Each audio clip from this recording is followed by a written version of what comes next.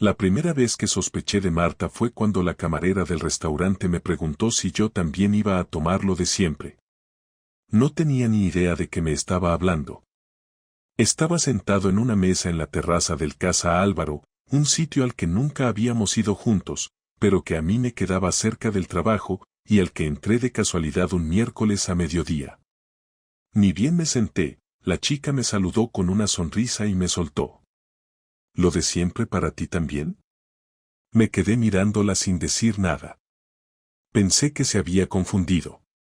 Entonces ella señaló la mesa en la esquina, la más discreta, y dijo: «Tu mujer siempre se sienta ahí. Con el chico de las gafas». Le contesté algo como que no era mi mujer, que debía estar equivocada, pero ya se me había helado el estómago. No insistí, pagué la cerveza a medias y salí. Esa fue la primera grieta real. No fue un mensaje raro, ni una contraseña cambiada, ni un olor extraño.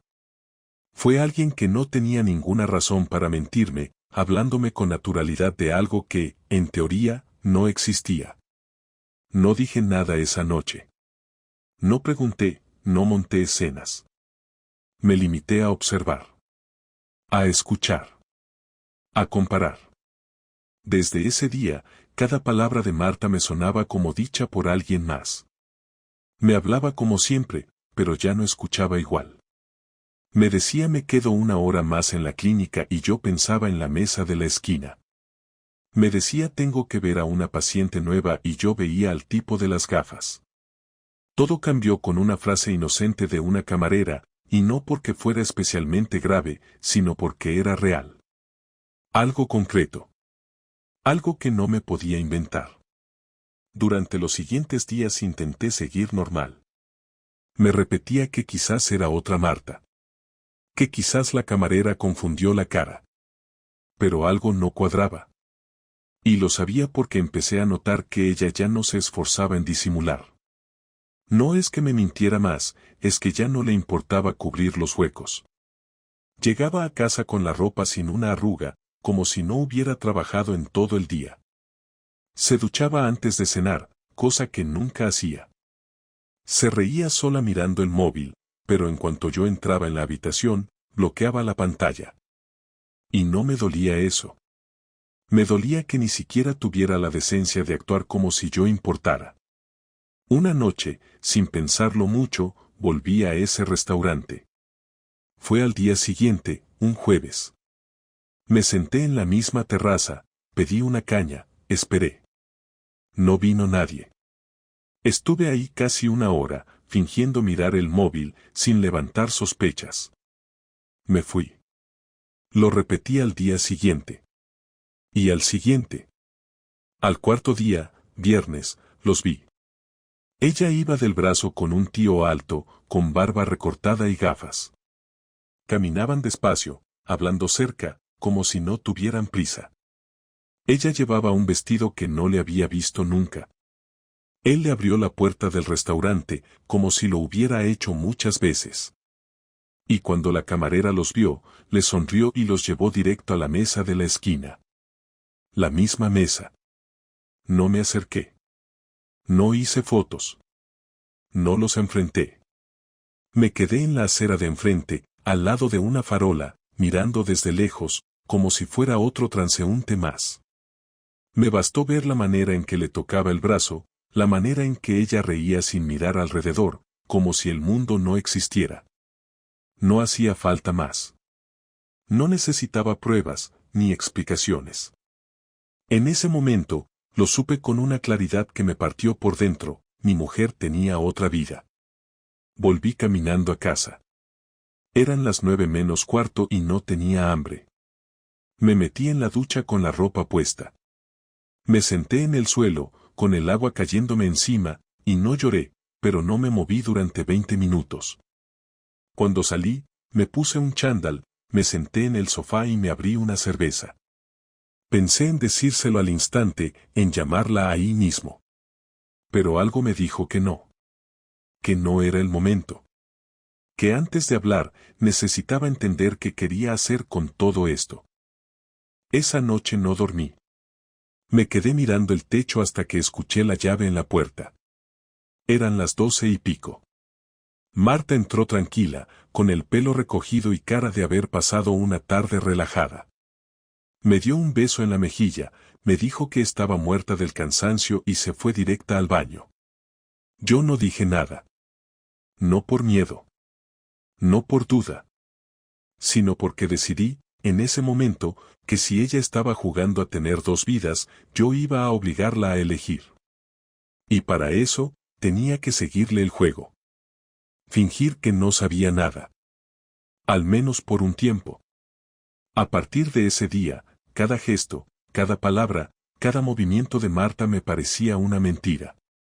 Y no porque todo lo anterior lo fuera, sino porque lo que hacía ahora ya no tenía lógica. Empezó a ser cariñosa en momentos raros. Me tocaba el brazo sin razón. Me preguntaba más de lo normal si quería que cocinara algo especial. Yo le seguía la corriente, pero por dentro tenía la mente en otra parte. La observaba como si fuera otra persona. Como si ya no fuera mi mujer, sino una actriz que interpretaba el papel de Marta en mi casa. Un domingo al mediodía, mientras almorzábamos arroz con calamares, le pregunté sin mirar. ¿Tú has estado alguna vez en casa, Álvaro? Ella parpadeó una vez. Luego sonrió, como si no hubiera escuchado bien. ¿Dónde? Un restaurante en la calle Sagasta. Pequeño, con terraza. Fui el otro día con unos compañeros.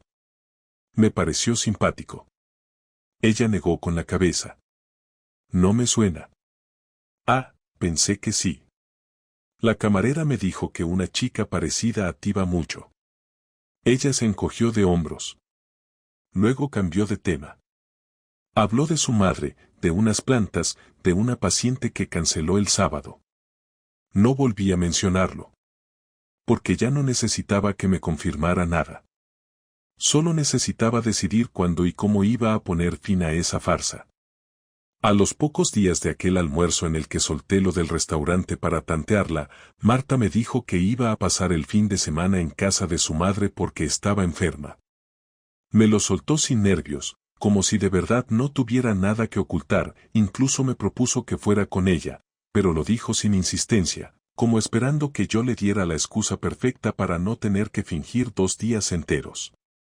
Le dije que tenía que adelantar trabajo del estudio porque la entrega del proyecto en Huesca estaba retrasada y ella asintió con una sonrisa, me dio un beso seco y empezó a hacer la maleta sin perder un segundo. No me preguntó si necesitaba algo, no se detuvo a pensar si era buena idea dejarme solo, no comentó lo extraño que era que su madre no hubiera dicho nada directamente. Y yo, que ya lo tenía todo claro desde hacía días, simplemente tomé nota mental de cada detalle sin decir nada. El viernes a las 6 de la tarde salió de casa con una mochila pequeña, su portátil, un neceser y una excusa. Me dijo que iba a coger el AVE de las 18:50 y que su madre la esperaba en Delicias. Yo la acompañé hasta la parada de taxi y antes de que cerrara la puerta le dije que le mandara un saludo a su madre. Ella me sonrió, asintió y se fue sin mirar atrás. 10 minutos después me cambié de ropa, apagué las luces del salón, cerré la puerta con llave y salí hacia la estación.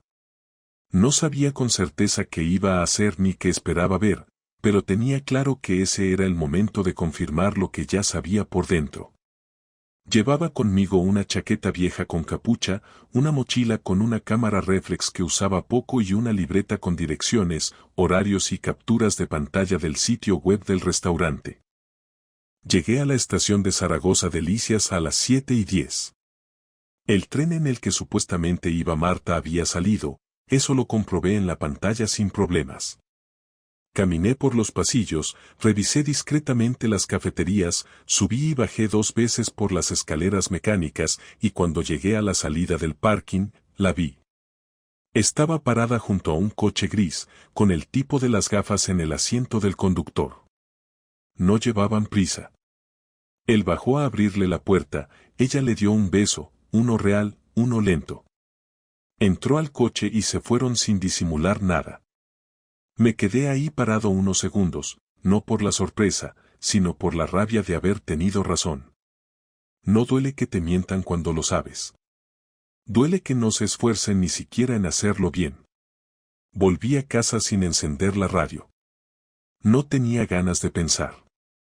Solo repetía en mi cabeza los gestos de Marta, las veces que me había dicho que estaba cansada, las veces que había salido con una compañera de la clínica, los audios neutros, las duchas sin explicación. Todo cuadraba. Todas las piezas del puzzle encajaban. Esa noche, antes de dormir, abrí el portátil y empecé a escribir todo con fechas, lugares y detalles. No como venganza, sino para no olvidar ni un solo momento. Para tenerlo todo ordenado, crudo y sin interpretaciones. Escribirlo me ayudó a no desbordarme. Me obligó a ser frío, metódico, como si no se tratara de mi mujer, como si estuviera armando un informe para un cliente. El sábado por la mañana volví al restaurante. No había nadie en la terraza, y la camarera que me había hablado la primera vez no estaba. Me senté en la barra y pedí un café. Cuando llegó el camarero, le pregunté sin rodeos si la pareja que solía sentarse en la esquina venía también los fines de semana. Me dijo que sí, que a veces venían a mediodía o por la tarde. Fingí tomar una llamada y me fui sin terminar el café. A las 5 volví, me senté en una mesa lateral y esperé. A las 5:40 aparecieron. Él entró primero, ella segundos después. Iban cogidos de la mano. No miraban a nadie.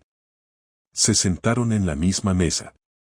Ella se sacó la chaqueta y él la besó en el cuello sin preocuparse. Pedí una cerveza solo para disimular y me fui después de 20 minutos. Ya estaba claro. Marta no estaba cuidando a su madre. Marta estaba acostándose con otro y no tenía ninguna intención de parar. Esa noche volví a escribirlo todo. No sabía qué iba a hacer con esa información, pero necesitaba dejar constancia. Pensé en enfrentarla al día siguiente, pero algo me detuvo. Quería saber más. Quería saber desde cuándo. Quería saber si era la primera vez. No por masoquismo, sino porque necesitaba saber hasta qué punto había vivido engañado. Al día siguiente, domingo, me levanté temprano y fui a casa de su madre con un roscón de hojaldre. Toqué el timbre. La que abrió fue ella misma, en pijama y con cara de no entender nada. La saludé, le dije que pasaba a ver cómo estaba Marta. Me miró confusa y me dijo que Marta no estaba ahí. Que hacía semanas que no la veía. Que hablaban poco, que últimamente estaba muy liada con el trabajo. Le dije que seguramente me equivoqué de fin de semana, que lo hablaría con ella. Me despedí rápido. No hacía falta más. Esa tarde, cuando Marta llegó a casa, yo estaba sentado en el salón con las luces apagadas. Escuché la llave en la puerta, el sonido de sus botas, su voz llamándome. Me quedé en silencio. Entró, encendió la luz y me vio. Me preguntó por qué estaba tan serio. Le dije. ¿Dónde has estado? Ella parpadeó. Tartamudeó una excusa sobre su madre, sobre que estuvo muy mal y no quiso preocuparme. Fui a su casa esta mañana. No estabas. Se quedó helada. Entonces se sentó en el borde del sofá y respiró hondo.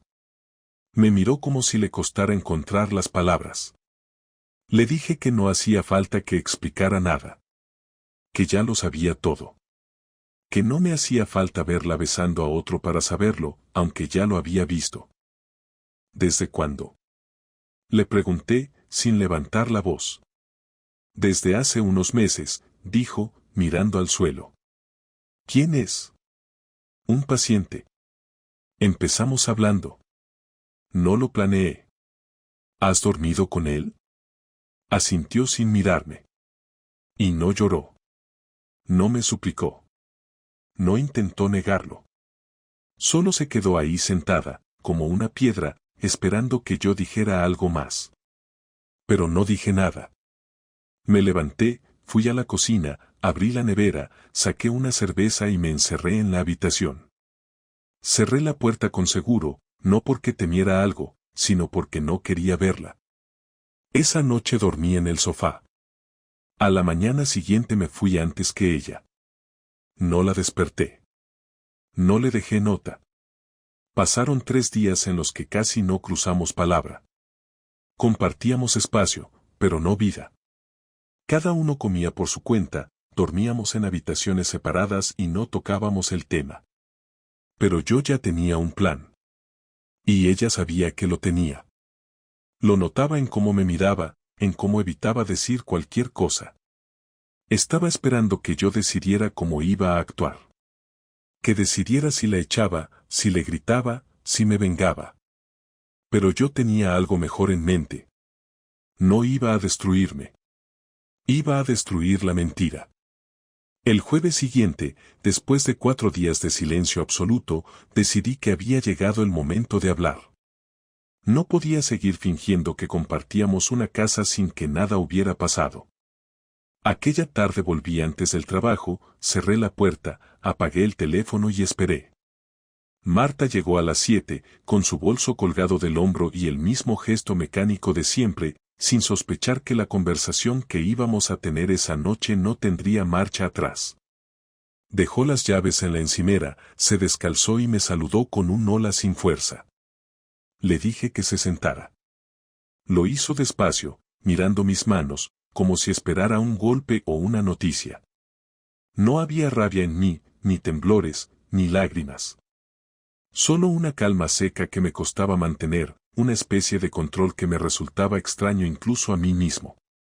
Dime la verdad entera, le dije. No una parte, no un resumen. Toda.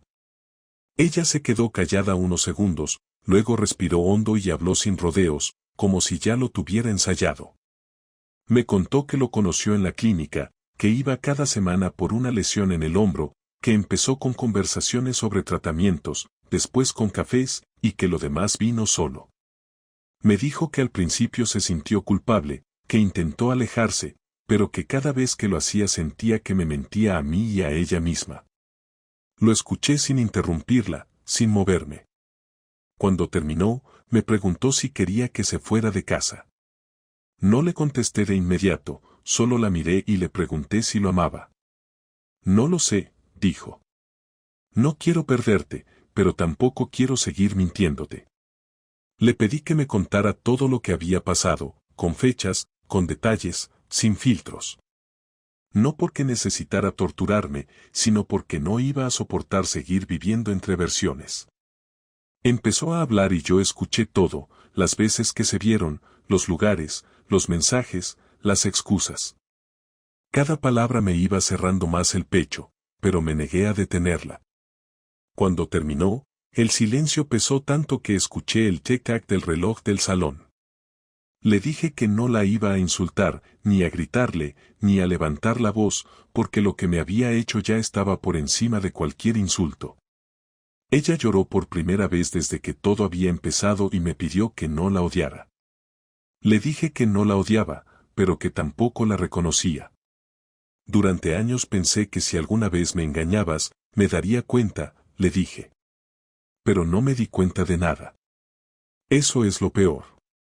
Que lo hiciste tan tranquila que no dejaste hueco para sospechas. No fue planeado, de verdad, repitió entre lágrimas. Nada de lo que destruye una vida se planea, le respondí, pero se elige igual. Ella intentó acercarse, tocarme la mano, pero me aparté. No podía soportar su contacto. Me preguntó qué iba a hacer y le dije que todavía no lo sabía, que no iba a tomar decisiones en caliente. Me miró como si esperara una oportunidad de redimirse, pero yo solo pensaba en el tiempo que había perdido creyendo en algo que no existía. Le pedí que durmiera en la habitación de invitados esa noche. No discutió.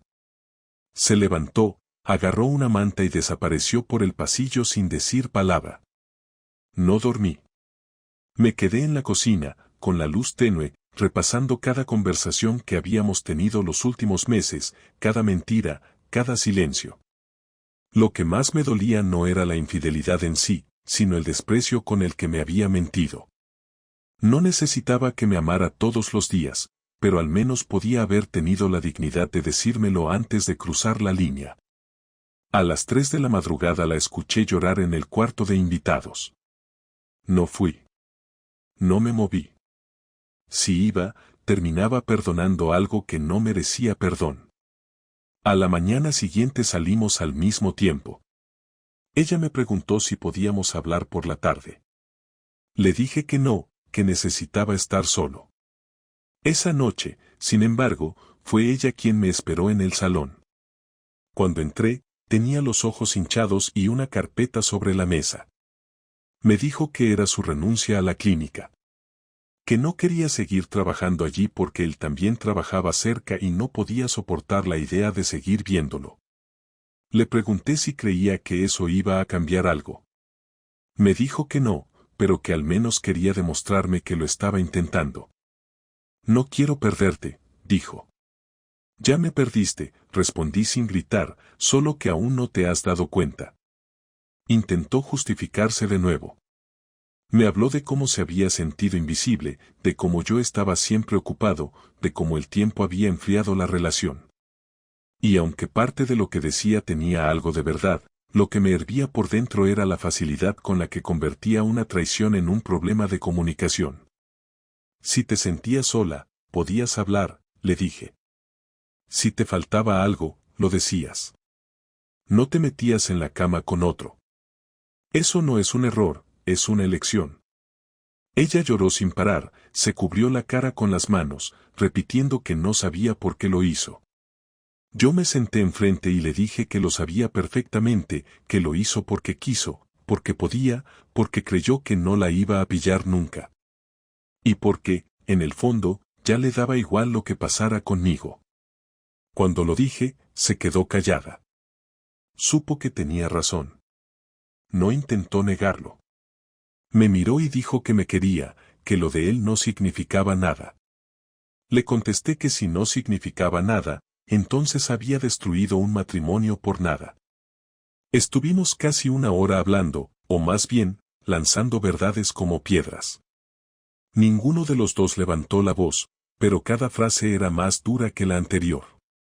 Al final, cuando ya no quedaban palabras, le dije que se fuera unos días, que necesitaba aire. Me dijo que prefería quedarse, que podía dormir en otra habitación. Le respondí que no era una cuestión de espacio, sino de respeto. Que si se quedaba, lo único que iba a lograr era que termináramos odiándonos. Le dejé el número de una amiga mía que alquilaba un piso por semanas. No discutió. Subió al dormitorio, metió ropa en una maleta y se fue sin mirar atrás. Cuando escuché la puerta cerrarse, sentí una mezcla de alivio y vacío. La casa estaba en silencio, pero por primera vez en mucho tiempo ese silencio me parecía real, sin mentiras, sin excusas. Me senté en el sofá, abrí otra cerveza y me quedé mirando el suelo. Pensé en llamarla, en decirle que volviéramos a hablar al día siguiente, pero me contuve. Sabía que cualquier intento de arreglo en ese momento solo serviría para prolongar la agonía. Lo que necesitaba era distancia. Esa noche la pasé sin dormir. A las 5 de la mañana, cuando empezó a amanecer, me levanté, recogí todas sus cosas del baño, las metí en una caja y las dejé junto a la puerta. No como venganza, sino como forma de marcar el final de algo. Después me duché, me vestí y salí a caminar sin rumbo. Las calles estaban vacías. Caminé por la avenida hasta el Ebro, me senté en un banco y pensé en lo que vendría después. Sabía que aún faltaba lo peor, el día en que ella intentara volver, el día en que yo tuviera que decidir si la perdonaba o si la borraba por completo de mi vida. Pero en ese momento, con el aire frío en la cara, lo único que sentí fue una calma rara. Ya no había nada que descubrir. Ya lo sabía todo. Cuando regresé a casa al mediodía, encontré una nota suya en la mesa del salón. Decía que se iba unos días a casa de Clara, su amiga de Getafe, que necesitaba pensar y que no me molestaría. Firmaba con un lo siento. Lo leí 3 veces y lo tiré a la basura. No respondí, no la llamé, no escribí. La guerra ya estaba declarada, solo que ella aún no entendía que el siguiente paso no iba a ser una discusión, sino algo mucho más preciso. Yo no soy de los que gritan, pero sé devolver los golpes de otra manera. Y mientras veía la nota deshacerse en el cubo de basura, decidí que si ella había jugado conmigo, yo iba a dejarle claro lo que se siente cuando el suelo se abre bajo los pies. No por rencor, sino por equilibrio. Porque alguien tenía que enseñarle lo que cuesta destruir la confianza de quien te amaba sin condiciones. Y en ese instante, lo supe con absoluta certeza, no iba a quedarme esperando a que la culpa la alcanzara sola. Iba a ayudarla a sentirla. Con calma, con precisión y sin avisar. Pasaron 5 días sin que Marta diera señales. Ni una llamada, ni un mensaje, ni un intento de buscarme.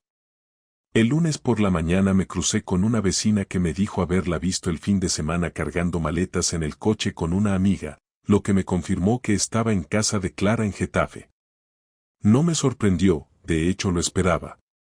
Sabía que necesitaba huir de la situación para sentirse menos culpable, pero yo no tenía intención de dejar que su escapada se convirtiera en una forma de limpiar su conciencia. Durante esos días, aproveché el silencio para ordenar la casa, revisar las cuentas compartidas y repasar cada detalle práctico de nuestra vida. Había papeles, facturas, seguros, todo mezclado. No lo hacía con ira, sino con frialdad, porque entendí que la mejor venganza no se grita ni se improvisa, se planifica. El martes, mientras revisaba un cajón del escritorio, encontré un sobre con documentos del coche que estaba a mi nombre, aunque lo conducía siempre ella. Recordé que el seguro y la ITV estaban pagados por mí, que incluso el depósito del garaje lo había firmado yo. No tenía sentido seguir compartiendo nada con alguien que había usado todo lo mío para llevar otra vida. Fui a la aseguradora, cancelé su nombre del contrato y pedí que me enviaran los nuevos documentos a casa. Ese mismo día cambié las contraseñas de todas las cuentas bancarias, el acceso al correo, el código de la alarma y la suscripción al gimnasio que compartíamos. No eran impulsos, eran pasos concretos. Si ella había decidido vivir sin mí, entonces iba a experimentar lo que era no tenerme en ningún aspecto. El miércoles la llamé desde un número desconocido y contestó sin darse cuenta de que era yo. Dijo hola con una voz que sonaba tranquila, como si no hubiera pasado nada. En cuanto reconoció mi voz, se quedó en silencio. Le dije que necesitaba verla, que solo sería una conversación breve y que la esperaba el viernes a las 8 de la tarde en el piso. Dudó unos segundos y aceptó. No la invité con la intención de reconciliarme, ni de gritarle. Quería que viera con sus propios ojos lo que había hecho y lo que ya no le pertenecía. El viernes llegué antes que ella. Limpié la casa, recogí sus cosas en cajas etiquetadas, ropa, libros, cosméticos, documentos. En la mesa del salón dejé un sobre con una copia de la nueva escritura del coche, otra del cambio de cuentas y una carta escrita a mano donde explicaba que no iba a pedirle el divorcio todavía, pero que a partir de ese día todo lo que habíamos tenido en común quedaba disuelto. No había insultos, solo hechos. A las 8 en punto, escuché la llave girar en la puerta.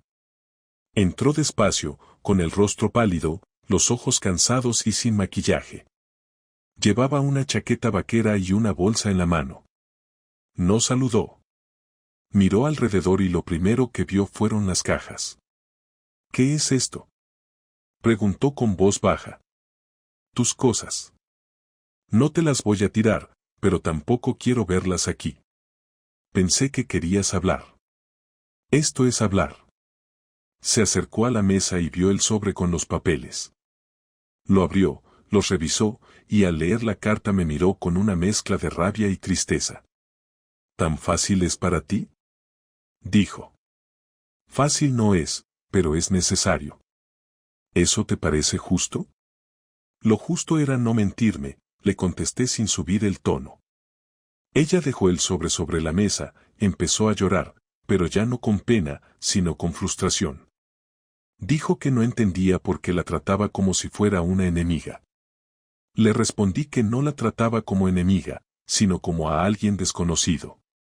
Le expliqué que ya no tenía derecho a decidir nada sobre mí, ni sobre mi casa, ni sobre mi vida. Intentó justificarse diciendo que estaba confundida, que lo de aquel hombre ya había terminado, que no sabía por qué lo hizo. Le dije que me daba igual si había terminado o no, porque lo que se rompe no se arregla solo porque el otro cambie de idea. Se acercó y me pidió un abrazo. No lo hice. Le dije que no se me acercara, que no tenía ningún sentido fingir que quedaba algo.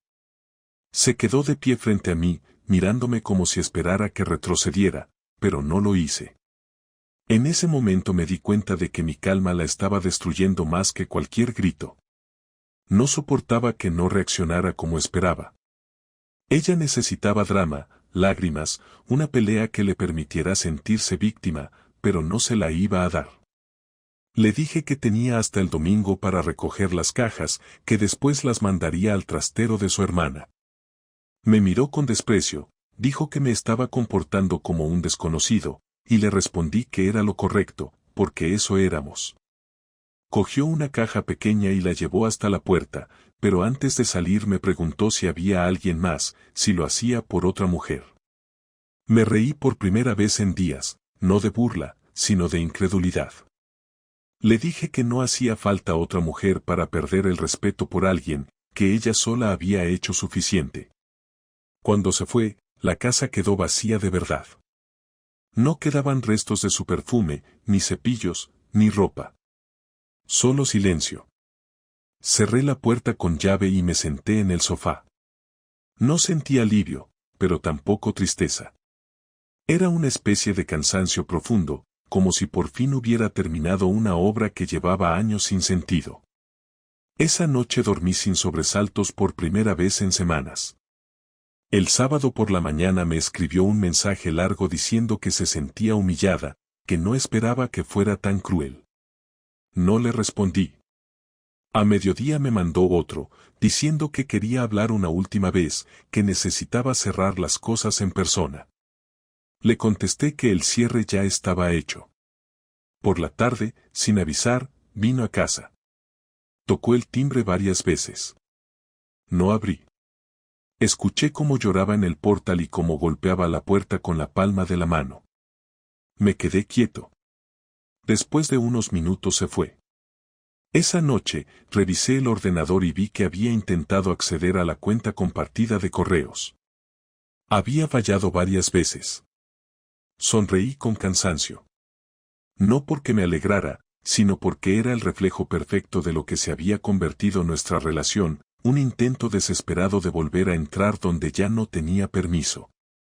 El domingo por la tarde, antes de que se cumpliera el plazo, vino a buscar el resto de las cajas. Llamó al timbre, abrí la puerta sin decir nada, entró sin mirarme, cargó las cajas y las dejó en el maletero del coche. Cuando terminó, se quedó parada frente a mí con las llaves en la mano. ¿Ya está?, preguntó. Ya está, dije. No pensé que pudiera ser tan frío. No soy frío. Solo aprendí a no rogar por respeto. Me miró con los ojos rojos y dijo que algún día me arrepentiría. No contesté. Salió, cerró la puerta y se fue sin mirar atrás.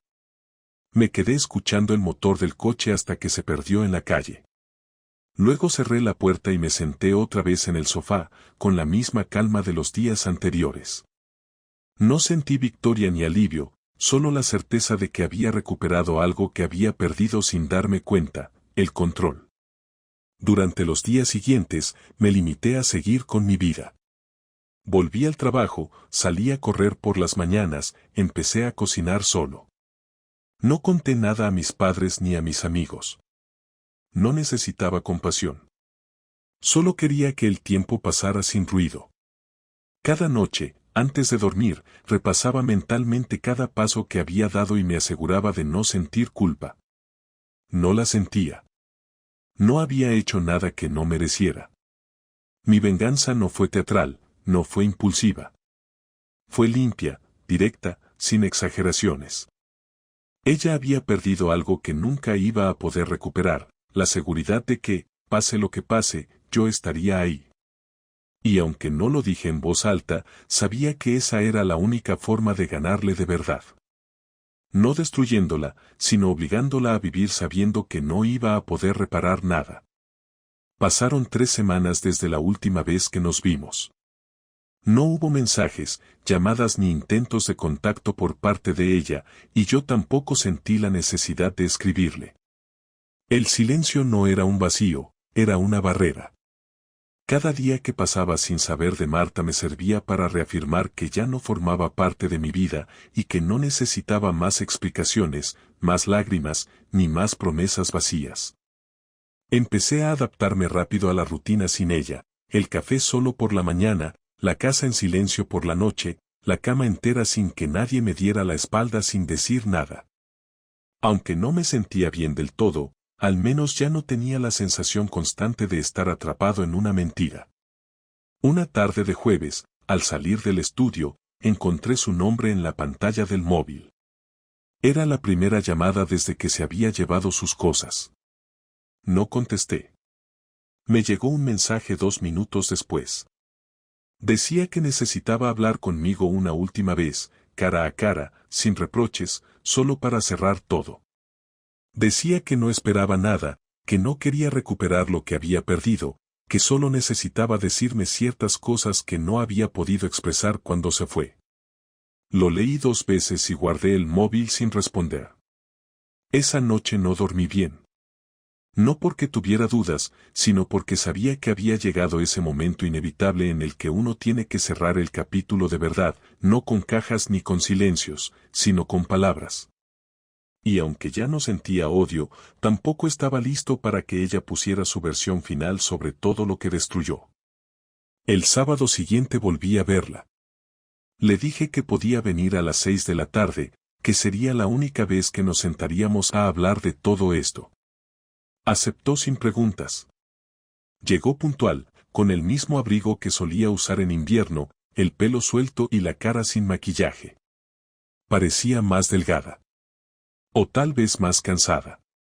No traía bolso, solo un sobre en la mano. Entró despacio, miró alrededor y se sentó en el borde del sofá, justo donde solía ver series conmigo antes de que todo se rompiera. Yo me senté enfrente, sin moverme demasiado, sin acercarme, sin suavizar el ambiente. No era un reencuentro, era una despedida. Ella lo sabía. Gracias por dejarme venir, dijo con voz baja. No respondí. He pensado mucho en cómo hacer esto, continuó. No para justificarme, eso ya no sirve. Pero sí para que sepas que no me fui creyendo que todo estaba bien. Me fui sabiendo que te fallé en todo lo que importaba. No tengo derecho a pedirte perdón, pero no puedo seguir adelante sin decirte ciertas cosas. Le hice un gesto con la cabeza para que hablara. No fue solo un error. No fue una noche de confusión. Fueron semanas de mentiras, de decisiones conscientes. No te voy a decir que me enamoré de él, porque no sería cierto. Me dejé llevar porque necesitaba sentir algo, lo que fuera, y tú y yo llevábamos mucho tiempo en modo automático. Y en lugar de hablarlo, de enfrentarlo, elegí escaparme con alguien que no significaba nada. Y eso es lo peor, porque todo esto lo destruí por algo que ni siquiera tenía valor real. Seguía hablando con calma, sin dramatismo, como si ya no le quedara energía para defenderse. Me mentí a mí misma pensando que tú nunca lo notarías, que si me portaba bien contigo, si te cuidaba, si cumplía con lo mínimo, entonces no era tan grave. Me equivoqué. Y no solo te fallé a ti, también me fallé a mí. Lo peor que me hiciste fue no gritarme, no insultarme, no humillarme. Me quitaste el lugar desde donde justificarme. Porque cuando alguien te trata con desprecio, puedes decir que te merecía. Pero tú solo me mostraste lo que perdí con hechos. Y eso duele más que cualquier insulto. Guardó silencio unos segundos. Yo la observaba, sin decir nada, con la mandíbula tensa y las manos juntas sobre las rodillas. No estoy aquí para pedirte que volvamos. Sé que eso no va a pasar. Y tampoco quiero que pienses que vengo a hacerme la víctima. Solo quiero que sepas que entiendo cada una de tus reacciones. Y que no te guardo rencor. Si algún día decides rehacer tu vida, espero que lo hagas con alguien que sí sepa valorar lo que das. Porque tú no merecías lo que te hice. No hay excusa que lo justifique. ¿Entonces para qué viniste? Pregunté por primera vez desde que se sentó. Para darte esto, dijo mientras me entregaba el sobre. Lo abrí. Dentro había una carta escrita a mano y una serie de documentos. Había firmado un acuerdo privado donde renunciaba a cualquier reclamación económica, a cualquier bien, a cualquier posibilidad de volver a vincularse legalmente conmigo. Incluso había adjuntado un documento en el que dejaba constancia de que todos los gastos del coche, la vivienda y las cuentas comunes los asumí yo desde el principio. No lo necesitaba, pero entendí el gesto. No quiero que pienses que vine a negociar, dijo. Vine a asumir lo que hice. Y a dejar claro que no me corresponde nada. Me alegra ver que al menos entendiste eso. Lo entendí tarde, pero lo entendí. Nos quedamos callados un momento largo. Luego se levantó, agarró el bolso que había dejado junto a la puerta y se giró para mirarme. Me gustaría preguntarte algo, si me lo permites. Asentí. ¿Todavía me odias? No te odio. Pero tampoco te creo. Y ya no te respeto. Ella bajó la mirada, respiró hondo y asintió sin decir nada más. Caminó hacia la puerta, la abrió despacio y se quedó parada en el umbral. Gracias por escucharme, dijo. No contesté. Cerró la puerta tras de sí sin hacer ruido. Me quedé en el sofá un rato más, con el sobre en la mano y la cabeza llena de cosas que ya no dolían, pero que todavía pesaban. Me levanté, guardé los documentos en el archivador del estudio, tiré la carta al cubo de reciclaje y salí a caminar. El aire de la tarde me golpeó la cara como una señal de que, esta vez, todo de verdad había terminado. Durante los días siguientes no volví a saber de ella. No buscó más contacto, no apareció en la puerta, no escribió más mensajes. La última conversación había dejado todo dicho. No hubo reconciliación, ni promesas, ni lágrimas de despedida. Solo hechos, palabras duras y silencios firmes. Y aunque no me sentía feliz, tampoco estaba perdido. Por primera vez en meses, tenía la certeza de que ya no había nada pendiente. Que lo que se rompió no podía arreglarse. Que el cierre real no llega cuando uno se va, sino cuando deja de esperar que el otro regrese. Desde aquella última conversación con Marta han pasado casi 4 meses. No he vuelto a verla. Tampoco he recibido ni una sola llamada, ni un mensaje, ni una indirecta por redes sociales. Lo único que quedó como rastro de ella en mi vida es una carpeta con documentos archivada en el fondo de un cajón y un historial de fotos que desactivé de mi móvil para no toparme con su cara en momentos aleatorios. No es que me doliera verla, es que no me generaba nada, y esa indiferencia fue lo que más me confirmó que todo había llegado a su punto final. Durante las primeras semanas después de su última visita, me enfoqué en rehacer todo lo que ella había contaminado. Hice una limpieza general del piso, tiré hasta los platos que usábamos juntos, cambié las cortinas del salón, me deshice de las sábanas, hasta renové los muebles del dormitorio, no porque creyera en empezar de cero como si se tratara de un ritual, sino porque cada objeto me recordaba una rutina que ya no quería repetir. Lo hice sin pausa, con la precisión de alguien que sabe lo que está haciendo, sin música de fondo, sin ayuda de nadie, solo con el objetivo de convertir la casa en un espacio exclusivamente mío. Volví a salir con amigos, a tomar algo los viernes, a escaparme a Huesca los fines de semana, a subir a la montaña y a recuperar silencios que durante años estuvieron llenos de ruido disfrazado de convivencia.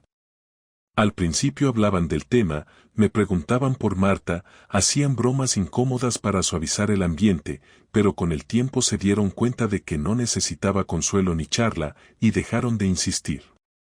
Nunca conté los detalles. Solo dije que habíamos terminado, que fue por algo grave y que prefería no hablar más del asunto. Algunos entendieron, Otros intentaron sacarme más información, pero aprendí a dejar claro que había temas que no se tocaban y que si quería mantenerlo cerca, tenían que respetarlo. En el trabajo también notaron el cambio. Volví a concentrarme como antes, empecé a quedarme hasta tarde sin sentir que me esperaba algo falso en casa, retomé el proyecto de restauración de edificios históricos que había abandonado el año anterior por falta de ánimo. La secretaria del despacho me preguntó un par de veces si estaba bien. Le dije que mejor que nunca, sin sonreír, sin fingir. A partir de ahí no volvió a mencionarlo. Lo cierto es que había una parte de mí que seguía desordenada, pero ya no dolía. Era más bien un vacío funcional, como cuando te quitan algo que te molestaba pero con lo que te habías acostumbrado a vivir. Lo único que no volví a hacer fue mirar su perfil. Ni en Instagram, ni en Facebook, ni en ningún sitio. No por orgullo, sino porque no quería caer en el juego de comprobar si ella ya tenía otra vida, si estaba feliz, si publicaba fotos nuevas o si borró las antiguas. No me interesaba. No era una postura, era una realidad. Me había desconectado por completo. Una tarde de junio, me crucé con una amiga suya en la calle. Trabaja en una papelería del centro. Me saludó con una sonrisa forzada, como si no supiera si debía hablarme o no. Le dije que todo estaba bien, que esperaba que Marta también lo estuviera, y me fui antes de que preguntara algo más. No quiero saber si Marta está con alguien, si se arrepiente, si habla de mí, si llora o si duerme tranquila. No me sirve esa información. No la necesito. Ella tuvo su oportunidad y la usó mal. Lo que le pase después ya no me corresponde. Aprendí que cerrar una historia no significa entenderla toda, sino aceptar que hay preguntas que no merecen respuesta. En estos meses me he acostumbrado a hacer todo a mi manera. Cocinar lo que quiero, dormir a la hora que me da la gana, irme de viaje sin avisar a nadie, levantarme sin depender del estado emocional de otra persona. No echo de menos el afecto, pero sí valoro la paz. Sé que en algún momento volveré a confiar en alguien, que llegará otra persona, o tal vez no, pero no tengo prisa. No estoy buscando a nadie, no me interesa llenar un vacío con otra historia. Lo que viví con Marta no me dejó roto, pero sí me volvió más selectivo. No con los gestos, sino con las verdades. Ahora soy capaz de detectar desde lejos cuando alguien no dice todo. No juzgo, pero me alejo rápido. Lo que me pasó no me hizo mejor persona, ni me convirtió en un ejemplo de fortaleza. Solo me obligó a dejar de mentirme. Pasé años creyendo que lo importante era mantener una relación estable, compartir los gastos, tener una rutina, evitar conflictos, aguantar los momentos malos. Pero entendí que lo que de verdad importa es la honestidad absoluta. No la diplomática, la real. Esa que incomoda, que duele, pero que evita el daño a largo plazo. Marta no fue honesta ni conmigo ni con ella, y eso fue lo que acabó con nosotros. El sexo con otro fue el síntoma, no la causa. La causa fue la cobardía de no hablar claro cuando todo empezó a romperse. La última vez que pensé en ella más de 10 minutos seguidos fue una noche de domingo, después de cenar solo en el balcón, con una copa de vino en la mano. Me quedé mirando al cielo sin pensar en nada concreto, y de pronto recordé una frase que ella solía repetir cuando discutíamos: yo no quiero hacerte daño, solo quiero estar bien. En ese momento entendí que eso fue exactamente lo que hizo. Querer estar bien sin pensar en las consecuencias. Querer resolver su propia insatisfacción sin medir el daño colateral. Y esa forma de egoísmo disfrazado de necesidad fue lo que me hizo alejarme sin mirar atrás. No fue el dolor, no fue la rabia, fue la decepción absoluta. No me arrepiento de haberle dado todo lo que le di. Porque lo hice convencido. Fui fiel, leal, presente, incluso cuando ella ya no lo era. No me duele haber entregado años de mi vida a una persona que no lo supo cuidar. Lo que me dolería sería repetir el error de volver a confiar en alguien que no sabe lo que quiere. Por eso ahora voy con calma. Vivo solo, pienso claro, Actúo cuando hace falta y me callo cuando no tiene sentido hablar. No necesito cerrar nada más. No tengo cuentas pendientes. No tengo odio. Solo tengo memoria. Y con eso me basta para no cometer las mismas estupideces 2 veces. Si alguna vez me la cruzo en la calle, no sé si la saludaré. Supongo que dependerá del día, del momento, de lo que ella diga o haga. Pero sé que no me temblará nada por dentro. Porque la herida cerró sin infectarse. Y porque lo que una vez me dolió ya no tiene espacio en mi presente. Ahora mi vida no tiene compartimentos vacíos esperando a ser llenados. Está entera. No perfecta, pero entera. Y eso, después de todo lo que pasó, es más de lo que hubiera imaginado. No tengo intención de contar esta historia muchas veces. No me interesa volverla una lección para nadie. Es solo un capítulo que necesitaba escribir con hechos, con decisiones, con límites claros. No para publicarlo, no para vengarme, no para que otros lo entiendan. Solo para asegurarme de que, cuando alguien me pregunte si alguna vez me traicionaron, pueda decir que sí, pero que sobreviví sin perderme en el intento. Y que aprendí que la mejor forma de protegerse no es desconfiar de todos, sino no volver a darle poder a quien no supo cuidarte cuando lo tuvo todo en las manos.